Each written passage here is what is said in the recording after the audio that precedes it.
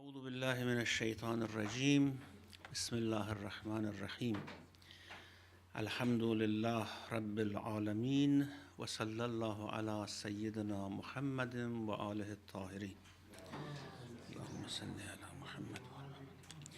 Verse number 47.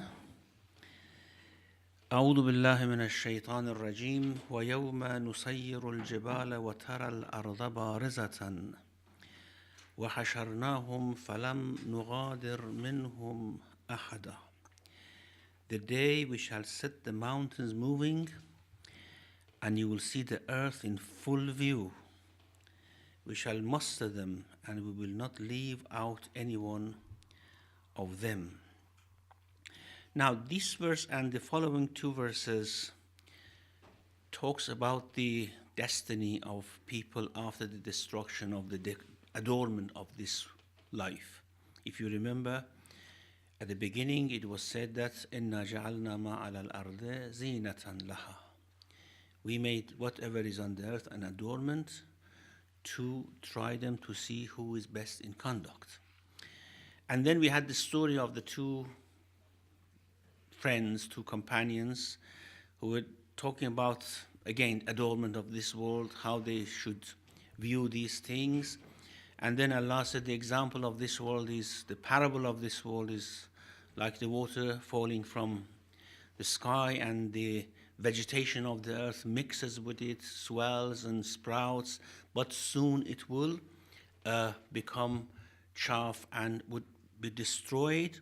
And then now comes to the destiny of the whole universe, what will happen.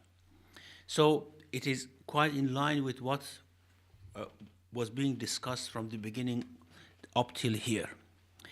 The day when we shall set the mountains moving, and you will see the earth in full view, or you will see the earth exposed. وَتَرَى الْأَرْضَ بَارِزَةً. And it is on that day that we will muster them, and we will not leave out even one of them. This idea of تَسْيِيرُ الْجِبَالِ, the movement of the mountains, has been brought up again and again in the Quran in many, many different verses. Movement in the sense that they will crumble into pieces, and they will be like carded wool. فَجَعَلْنَاهُمْ كَالْإِهْنِ الْمَنْفُوشِ. They will be like carded wool.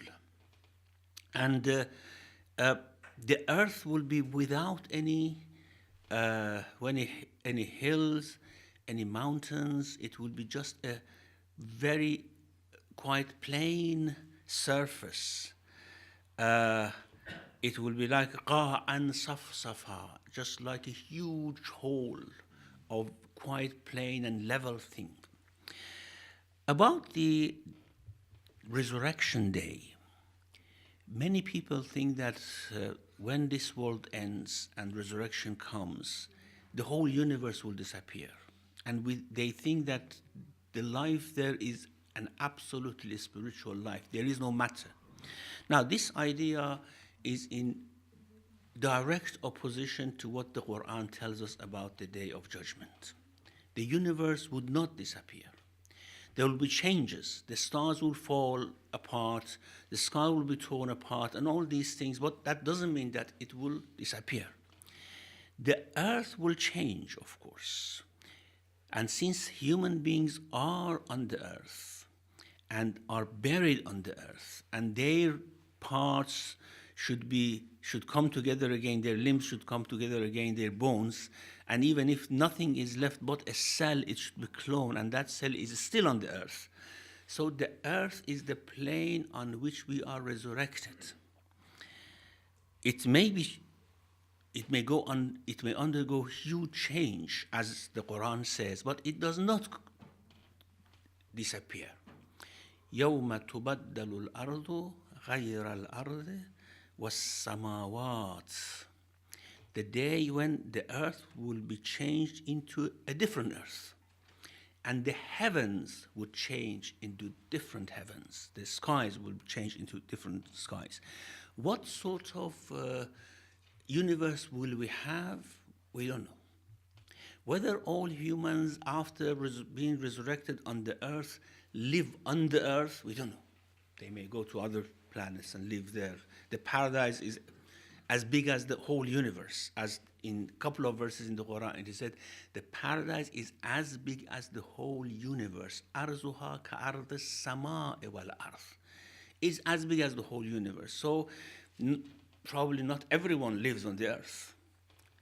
Maybe all planets are actually inhabited by inhabitants of paradise.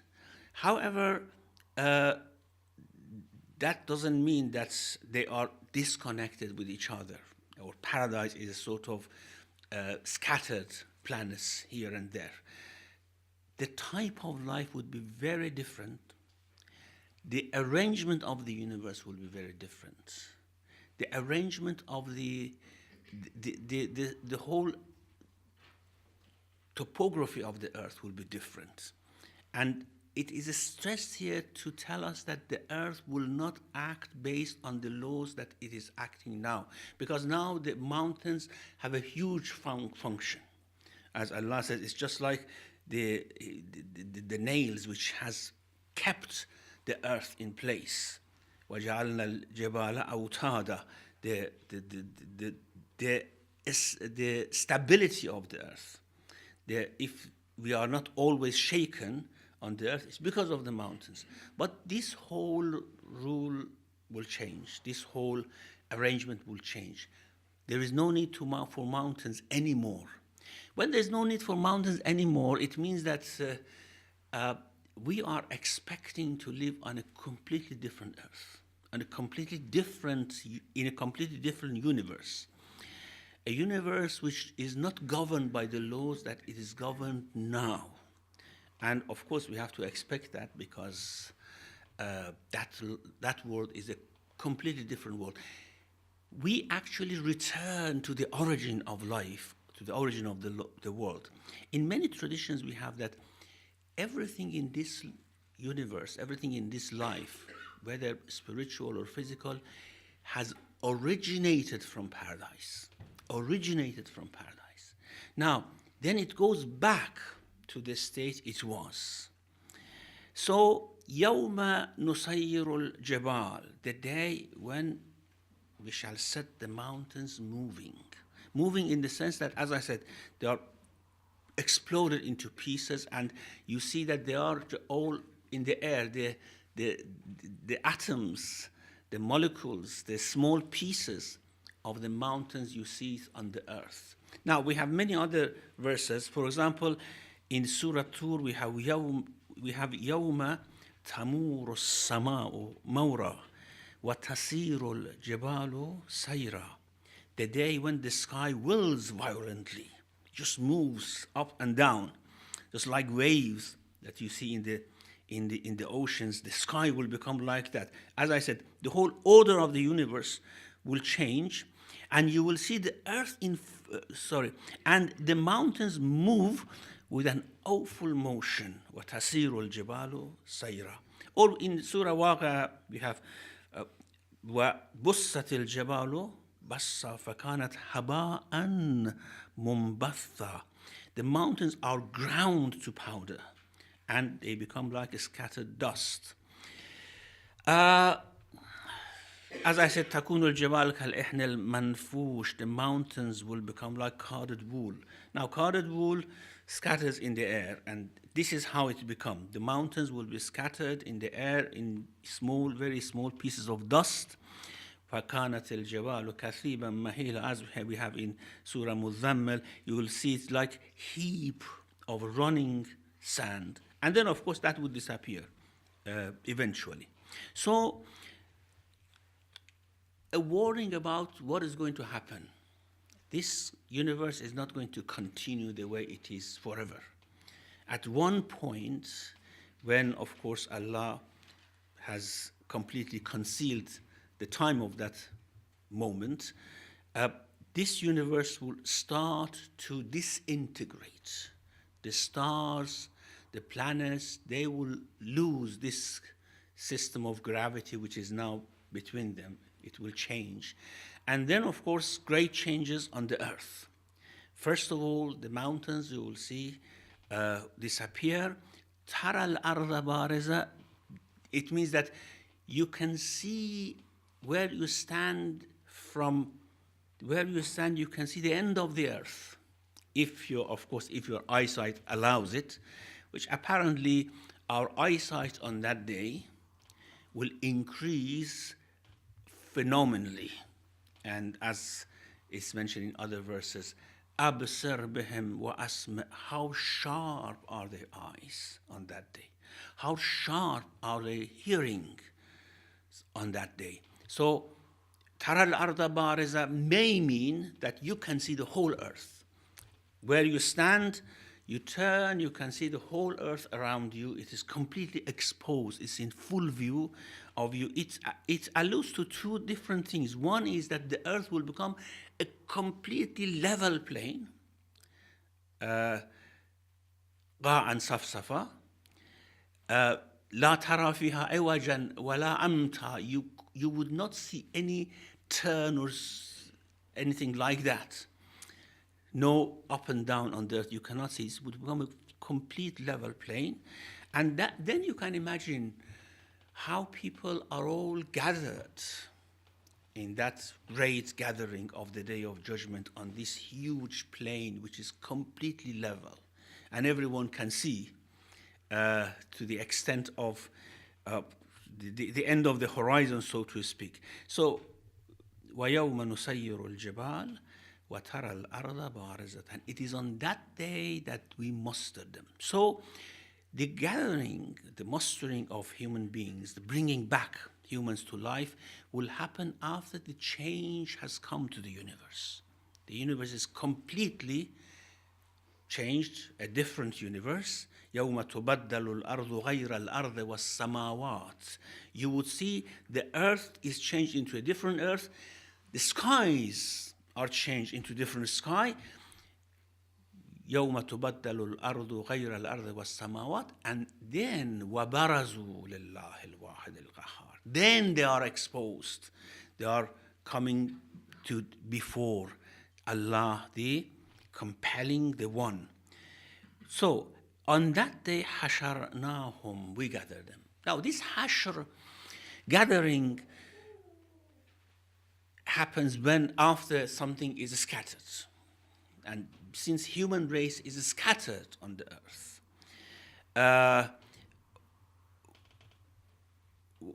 قُلْ هُوَ الَّذِي, in Surah Mulk we have قُلْ هُوَ الَّذِي ذَرَأَكُمْ فِي الْأَرْضِ. Say, He is the one who has scattered you or created you in a scattered way on the earth. You see, people are, it's just like if you imagine people are coming out of the earth from everywhere now, isn't it? Coming out of this planet from everywhere. We are created in a very scattered way. However, قُلْ هُوَ الَّذِي ذَرَأَكُمْ فِي الْأَرْضِ وَإِلَيْهِ تُحْشَرُونَ. You will be gathered towards Him one day. This hashr signifies another thing, and that is when we are out of our graves, inshallah, out of our graves with happiness, because some people come out of their graves, they are happy, some come out of their graves, they are sad.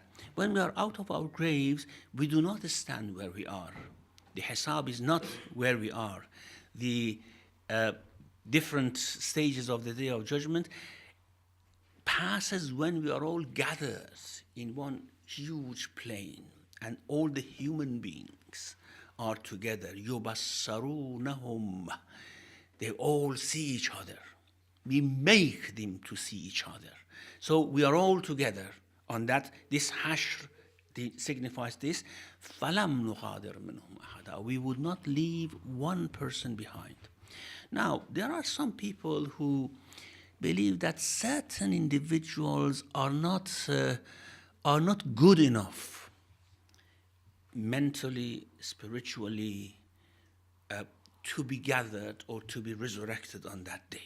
Just like animals, for example. As we think that animals are not resurrected because they are mentally and spiritually not capable, their souls are not capable to be resurrected. Some say, for example, that there are certain people, I mean, babies, for example, are they going to be resurrected as well? Are they mentally and spiritually capable for that encounter? Or people who are born with mental defects, for example, are they capable for this resurrection, for that encounter, for coming and being presented to the Lord and having their accounts, for example? Are they capable for that? So some say, as animals do not have the capacity for that. Some human beings do not have capacity for that.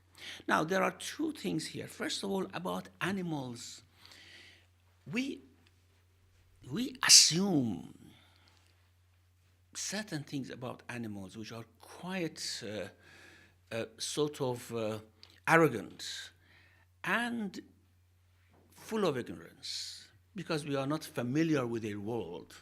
We think that they are just created for nothing. I mean, why should God create lions or crocodiles and then destroy them and they don't come? There's no destiny for them, so to speak. There is no point for their creation if we think that they just disappear, they just perish. We assume that these animals are just decorations, so to speak, just like part of furniture of this world, and there's no aim.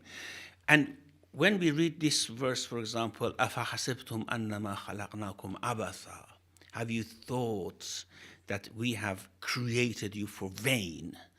وَأَنَّكُمْ إِلَيْنَا لَا تُبْعَثُونَ, and you do not come back to us. Okay, as human beings, you say, yeah, of course, there should be a sort of goal, there should be an aim for this, there should be a meaning in this.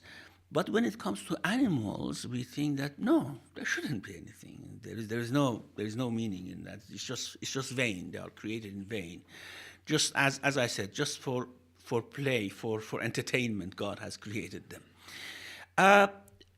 This is not the case, of course. The Quran tells us that all animals are communities like you, and they will be resurrected. وَمَا مِن دَابَّةٍ فِي الْأَرْضِ وَلَا طَائِرٌ يَطِيرُ بِجَنَاحَيْهِ إِلَّا أُمَمٌ أَمْثَالُكُمْ ثُمَّ إِلَىٰ رَبِّهِمْ يُحْشَرُونَ. There is no Dabba is anything which moves on the earth. So it's from the insects to human beings we can call Dabba, okay? Nothing, no living being on the earth, and no birds which fly in the air, unless there are communities like you, then they will be resurrected. They will be gathered towards their Lord. So about animals, we have this very explicit verse that they are not created in vain.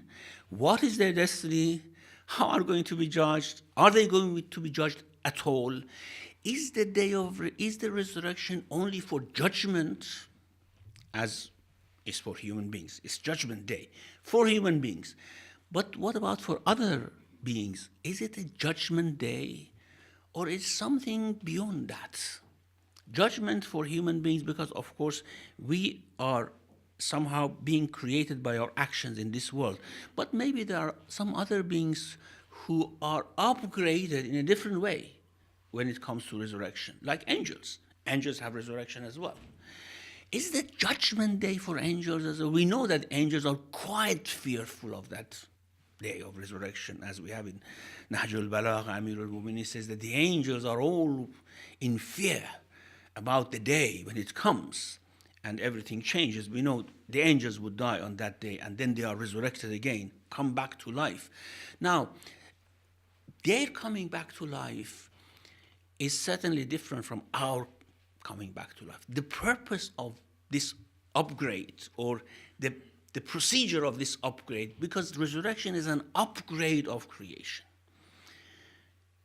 Physically, spiritually, mentally, is an upgrade of creation. So the whole universe is resurrected, is upgraded. The angels are upgraded, the animals are upgraded, human beings are upgraded, but in different forms and different ways. Now, for human beings, of course, here it says, لم نغادر منهم أحدا. We do not leave anyone behind. That's probably the meaning of the saying of the Prophet, peace be upon him, that procreate.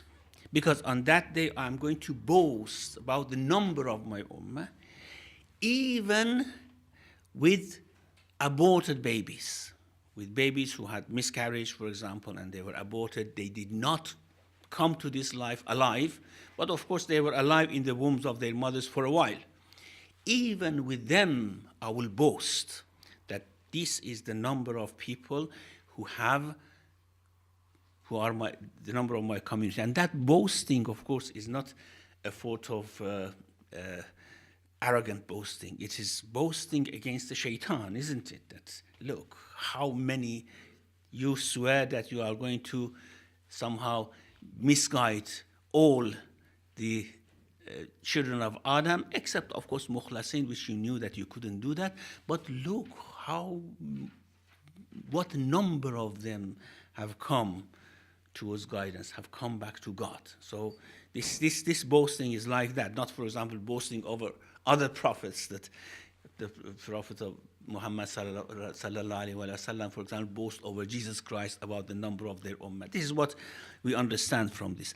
So not a single one, even an aborted baby, we would not leave them behind. As I said, are they going to be judged? No, their upgrade of creation is in a different way. They are not judged by their actions, but they are upgraded by the mercy of Allah, by the beneficence, by the benevolence of Allah. They are upgraded to a different level of life, whether they are babies, aborted babies, children, insane people, and then whether they are mu'min, whether they are kafir, whether they are mushrik, we do not leave one of them behind. And this, of course, is something which originates from the mercy of Allah subhanahu wa ta'ala. That nothing is ignored by Him. Not even the smallest thing in this world, even the most insignificant person or baby in this world is neglected by Him. Sometimes we think that these are somehow very scary verses that are threatening us. No, it's not like that. It's just telling us how Allah is going to care about everything and everyone. But of course, it is scary for those who run away from God. It is scary who should stand judgment, and of course their past record is not a good record for judgment.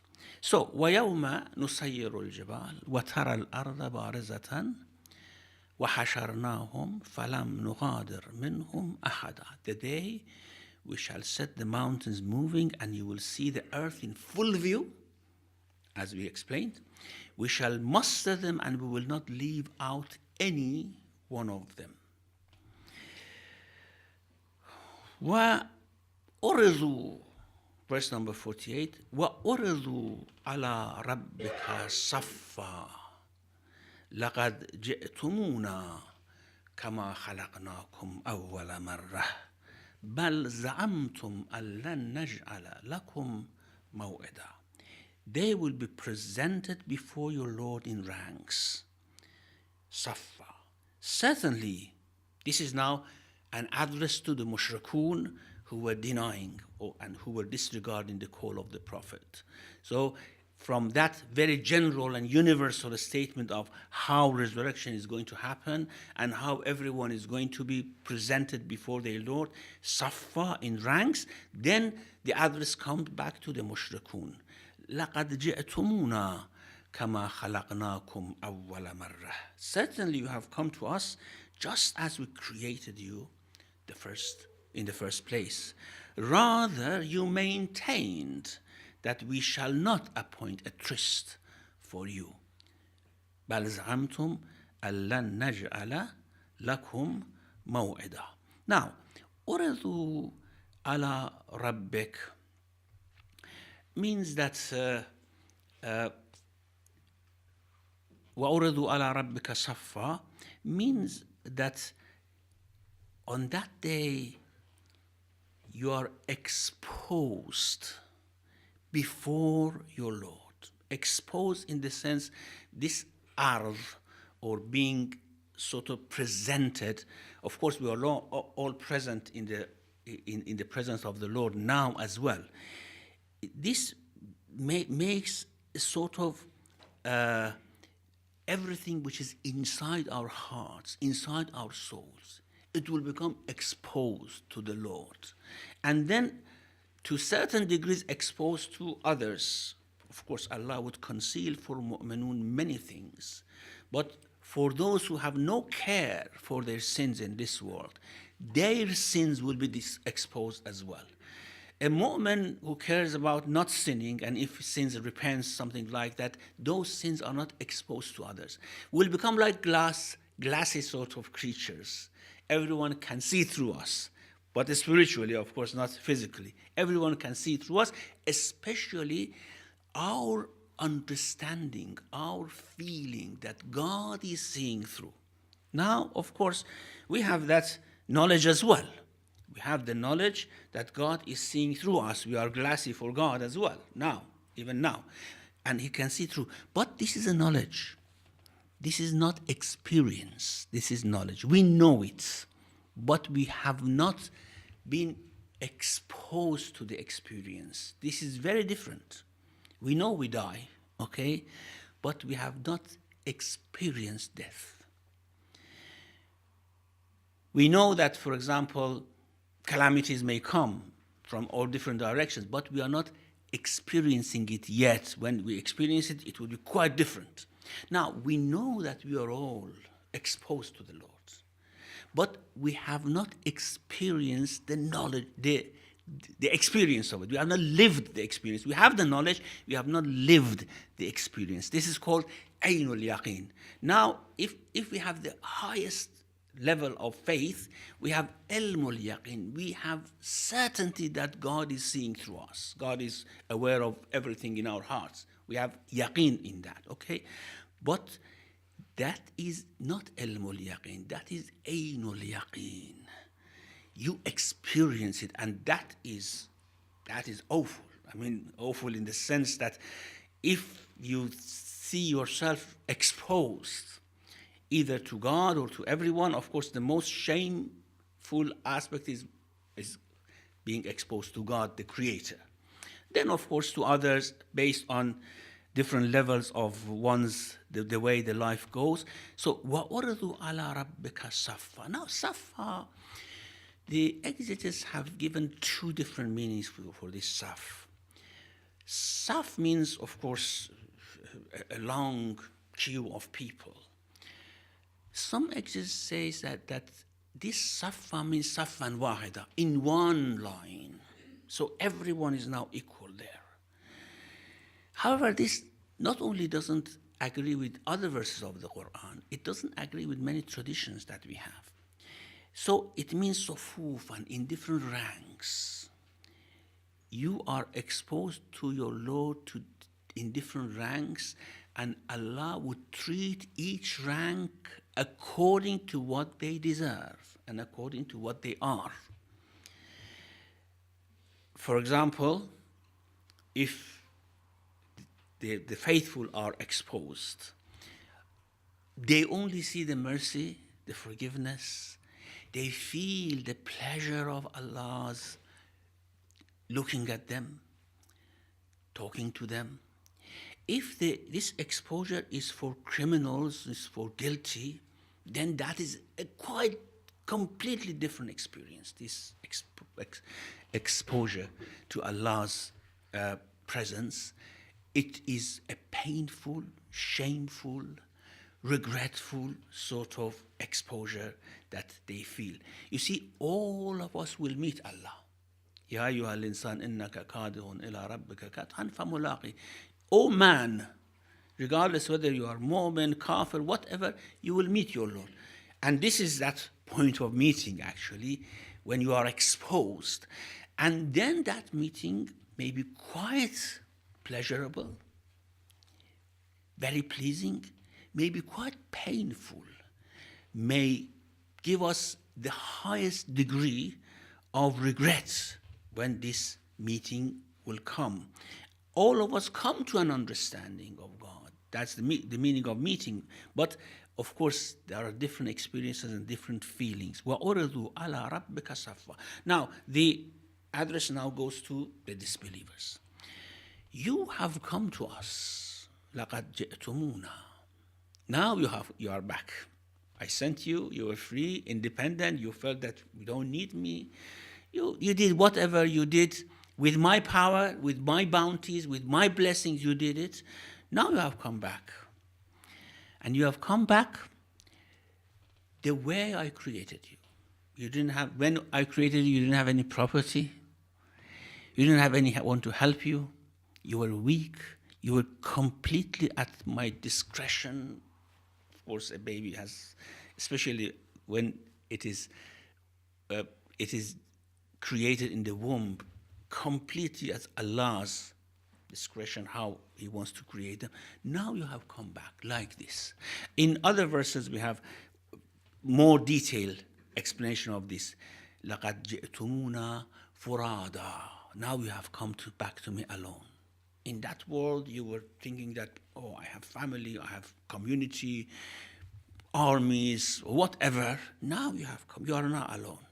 No one here is with you. And this shows that there is one moment of person-to-person sort of meeting with Allah subhanahu wa ta'ala. You are now alone. لَقَدْ جِئْتُمُونَا فُرَادًا كَمَا خَلَقْنَاكُمْ أَوَّلَ مَرَّةٍ وَتَرَكْتُمْ مَا خَوَّلْنَاكُمْ وَرَاءَ ظُهُورَكُمْ. Whatever I gave you, you left behind.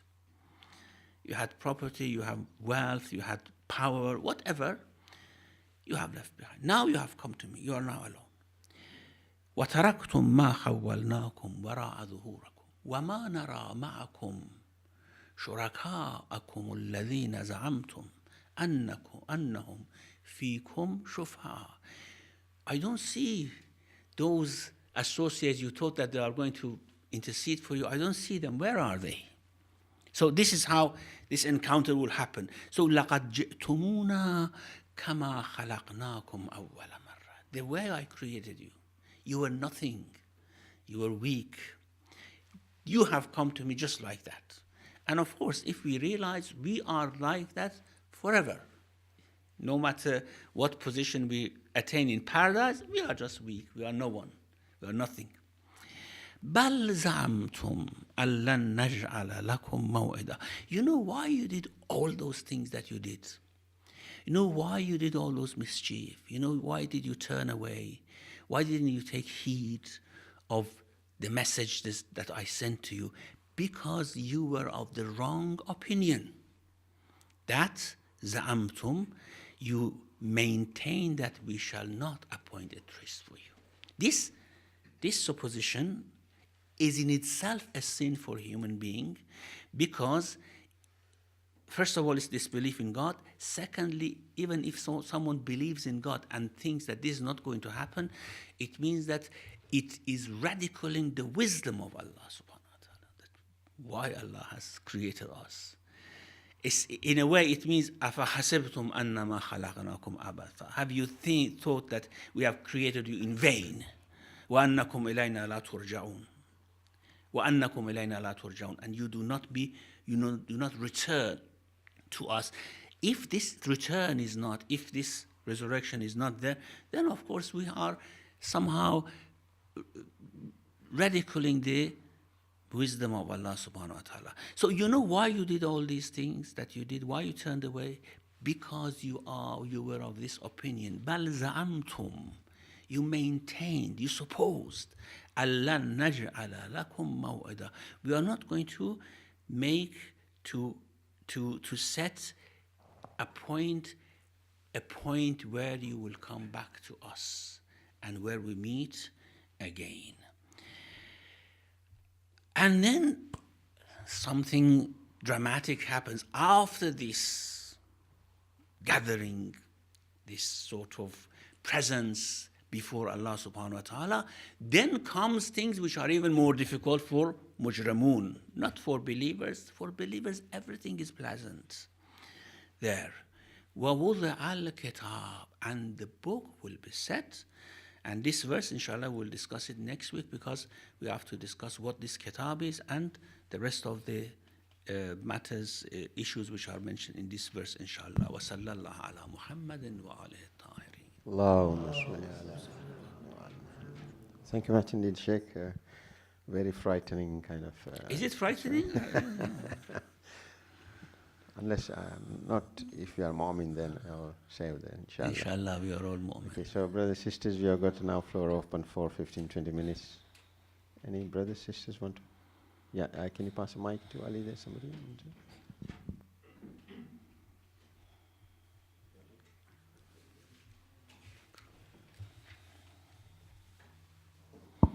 Assalamu alaikum. Alaikum salam. Thank you very much.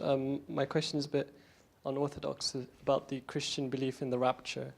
So that before the judgment day passes, everyone will be gathered, maybe somewhere in space or in air, and meet God. And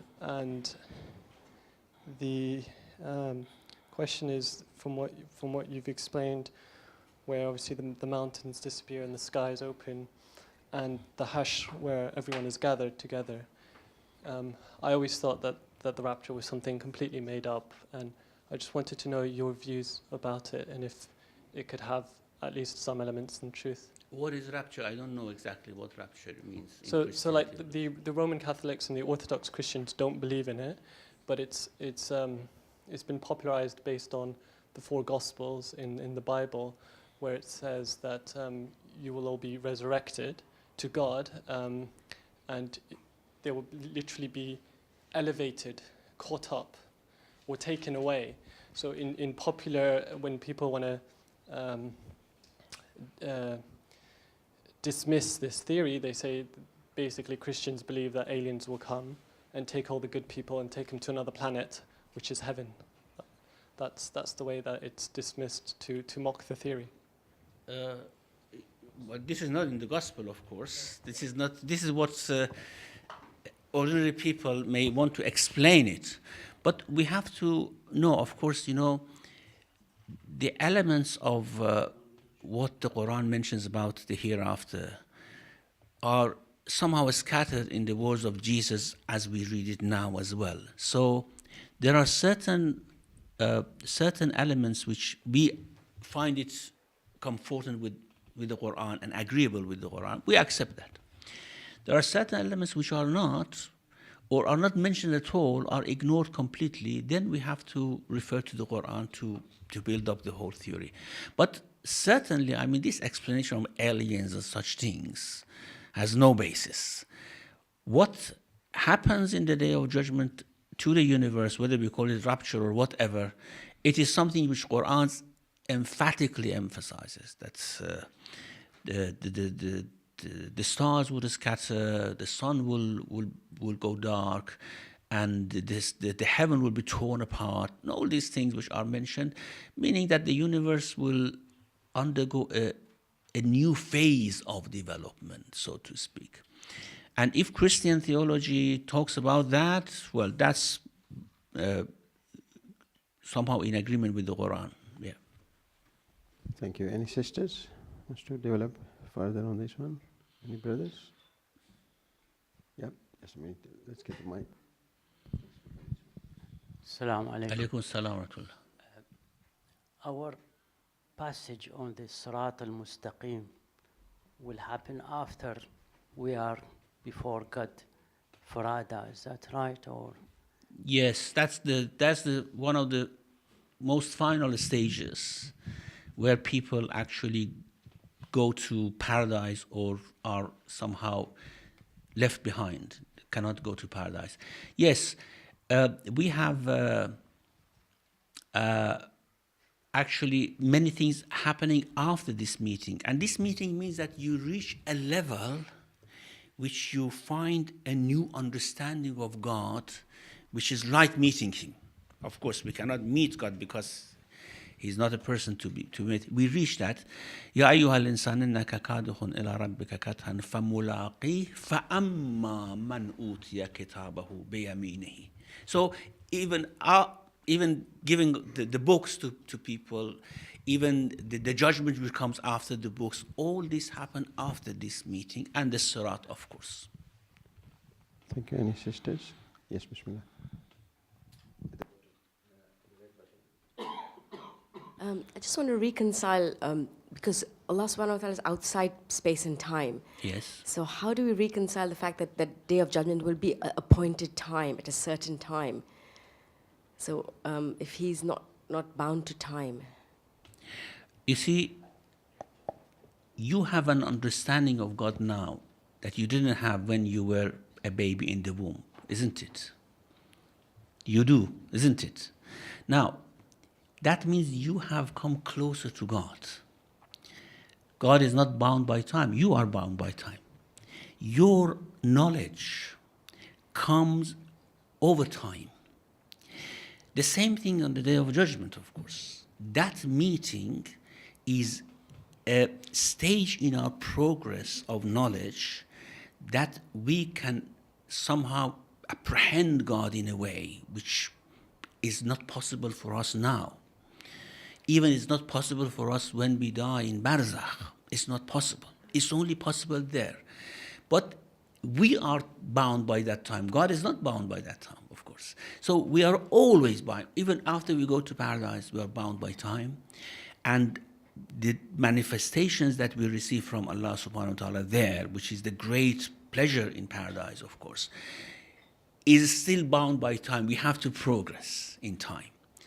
So we always remain time-bound creatures, while Allah is, of course, outside time. So each one's resurrection is different time? Or it's all together? No, it's all together. But, you know, for example,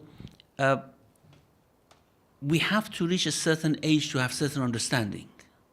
And there as well, we reach a certain point. Now, then we all reach that certain point together. We reach that certain point together. However, then there are other things. For example, people who go to hell have a different understanding of God. They see, you know, there's a very, very nice example given by one of the Christian theologians. He says that the knowledge of God, the purity of God, is like water. Now, we are like containers. If inside is filthy, is unclean, whatever goes in will become unfilthy.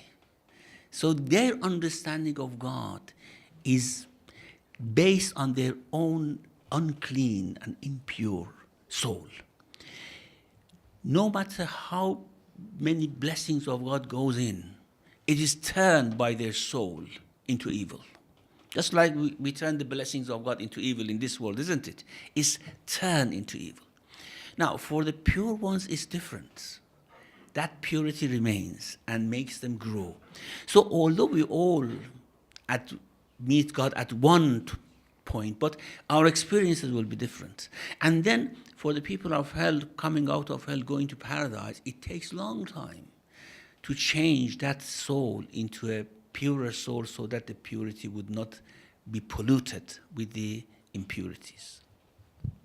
Thank you. Any brothers, sisters?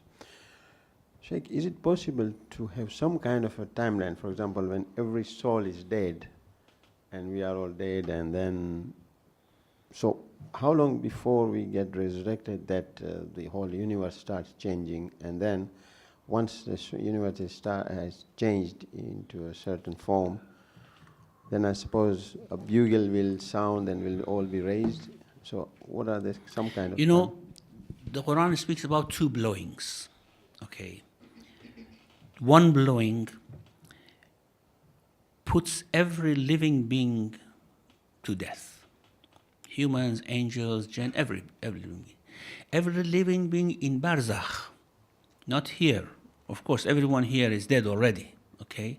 Or may die with that blast. But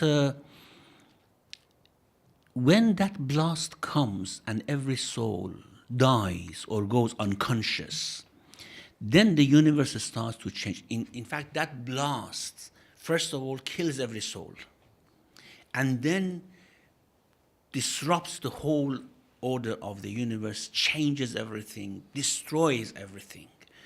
What that blast is, we don't know. We know sometimes, sound blasts can destroy things, isn't it? Like a sound bomb, for example.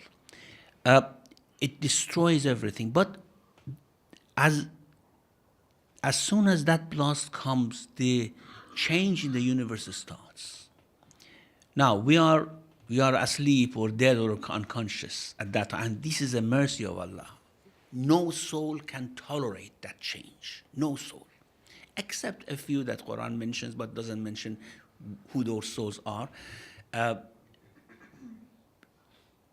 Angel Gabriel, Mikael, Israfil, they all die. They cannot tolerate the change. Now, then comes this period of blackouts. No one is there. And the universe changes and comes to a point where Allah has actually destined for it, where the resurrection would take place on or in that universe. And that universe is quite suitable for that life. For example, rivers of honey flowing, rivers of milk flowing. It's quite different earth, isn't it? You never have an earth on which rivers of honey or milk flow, but that setting, new settings would allow that. After everything is ready, again, by mercy of Allah, Allah puts us into a freezer so that we do not corrupt. Then after everything is ready, He unfreezes us. We come back to a life and we see everything is different. Everything has changed. Alhamdulillah, we are very happy then. Everything has changed. We come back to a new life, a life which is much more splendid and glorious than this life that we have here. Between these two blasts, well, now, the rising of the dead will happen with a second blast. Okay. Between these two blasts, the first blowing of the trumpet and second blowing of the trumpet, only God knows how long it will take place. Billions of years, millions of... It doesn't make any difference at all for us. It's just like an hour, or as they say, when we resurrect them, we ask them, how long did you stay? They say a day or just part of a day. We don't know. So that's the beautiful part of it. It's all beautiful. The only thing is that we are scared of this mercy of Allah, this blessing of Allah, because we are criminals. That's the point. Thank you much indeed. Okay, any brothers and sisters? Yeah, Jamil, please take a mic. Yeah.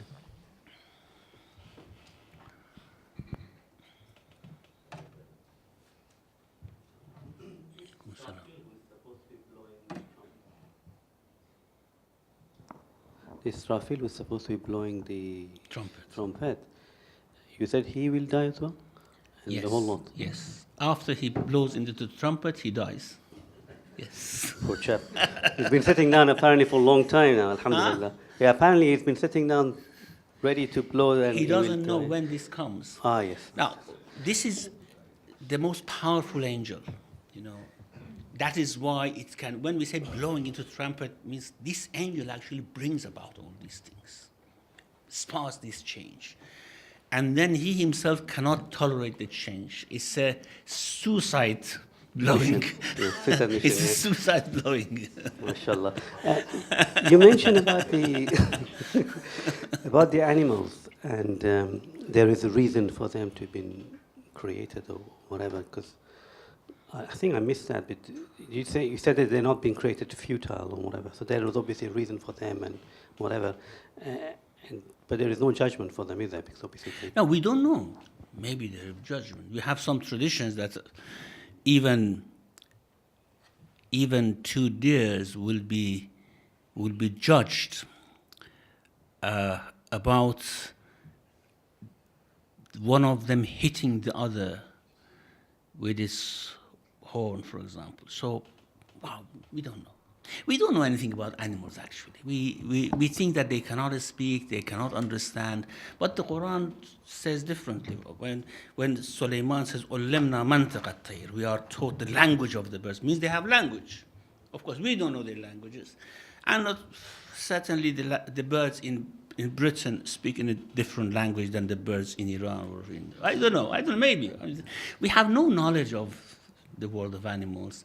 We assume things, out of our ignorance and arrogance, we assume things about them, which is, I don't know, it's not right. Thank you. Sisters? Any sisters? Any brothers? Yes, Afresh, take the mic, please. Assalamu alaikum, Shaykh. Shaykh, you mentioned ilmul yaqeen and ainul yaqeen. I've heard a phrase, haqqul yaqeen. Is that fit into this spectrum? Well, the Quran actually talks about ilmul yaqeen and ainul yaqeen only. Haqqul yaqeen is, I don't know where can this fit in these two, ainul yaqeen, ilmul yaqeen, and haqqul yaqeen. Haqqul yaqeen should be above ainul yaqeen, the core of the reality. But as I said, because we don't have mention of that in the Quran, then it is something which is open to different interpretations. Thank you. Any sisters? Anybody? Any brothers? No, it seems all are happy or still thinking. Inshallah, we continue next week, inshallah. Inshallah. Muhammad inshallah, wa ali next Muhammad sallallahu week. Allahumma salli.